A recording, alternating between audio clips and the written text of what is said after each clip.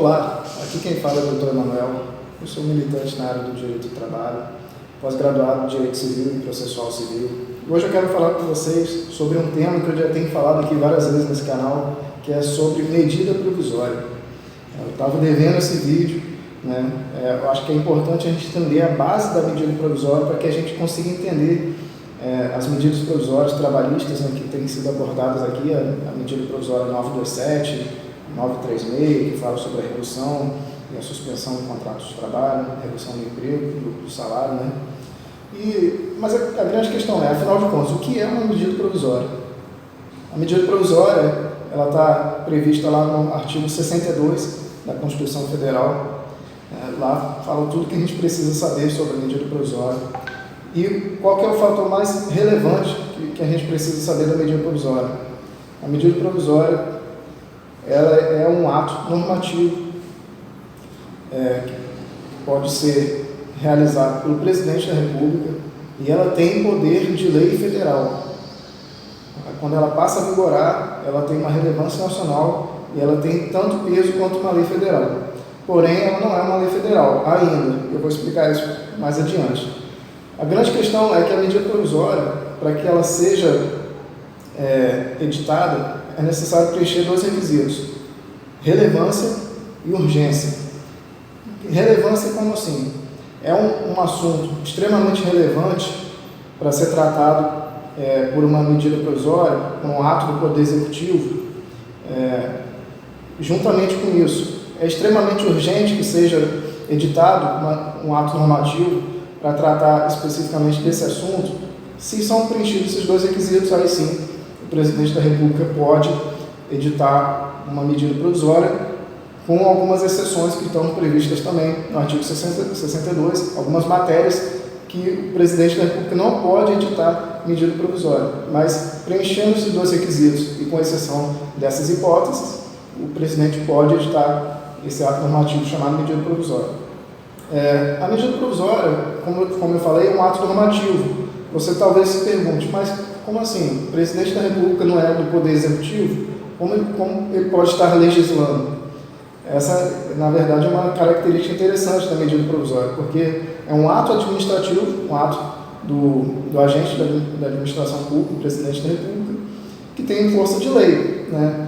É uma exceção à regra, na verdade, porque matéria de lei federal só pode ser tratada pelo Congresso Nacional, né? Mas existem hipóteses que o Congresso ele não vai tratar, não vai editar uma lei federal em tempo hábil diante de algum assunto, né? Por isso, diante da relevância e da urgência de uma situação, o Presidente da República ele pode editar uma medida provisória e ela passa a vigorar no dia que ela é publicada. Isso é muito interessante. É uma lei federal, dependendo da matéria, ela pode demorar 120 dias depois da publicação no Diário Oficial para que ela passe a vigorar. Já a medida provisória não. No momento que ela é publicada, ela passa a vigorar, ela passa a produzir efeitos jurídicos, né? É importante a gente destacar que a medida provisória não pode tratar sobre tudo, né? Como eu já falei, só tem algumas matérias que eu posso citar como exemplo. Tornar um tributo mais oneroso, por exemplo, criar um tributo novo ou tornar um tributo existente mais oneroso, é um exemplo de medida provisória que não pode ser editada, né? Isso está bem claro, né, no artigo 62 da Constituição. Tem vários outros assuntos, né, sobre matéria de direito eleitoral, vários outros assuntos que não convém tratar aqui porque são muitos, né? Mas é importante você saber que essas medidas provisórias que a gente tem conversado aqui, né, em tantos vídeos que já tem trazido, elas tiveram que preencher esses requisitos: relevância nacional e urgência de tratar aquele assunto. Porém, a medida provisória ela tem um tempo de vida. Ela tem um tempo de vida que é de 60 dias, a partir da data que ela passa a vigorar, prorrogáveis por mais 60 dias.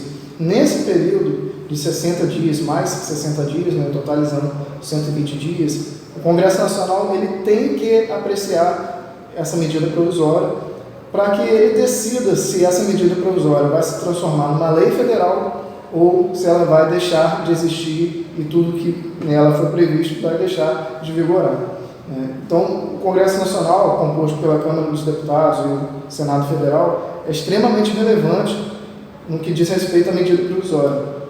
Quero destacar também que uma medida provisória que não preenche esses requisitos, se ela for editada, por exemplo, eu falei sobre a tributação, né, tornar mais oneroso um tributo ou criar um tributo novo, se por acaso o presidente da República editar uma medida provisória sobre matéria que ele não poderia editar, é interessante que o Poder Judiciário, né, a gente não pode fazer uso nem, por exemplo, de uma DPF, né, que é uma ação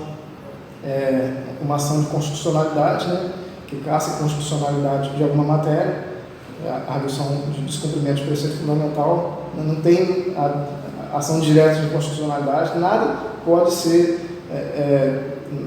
ser usado nesse sentido para atacar uma medida provisória. Apenas o Congresso Nacional tem poder sobre derrubar uma medida provisória ou não, sendo ela uma medida provisória que não poderia ser editada.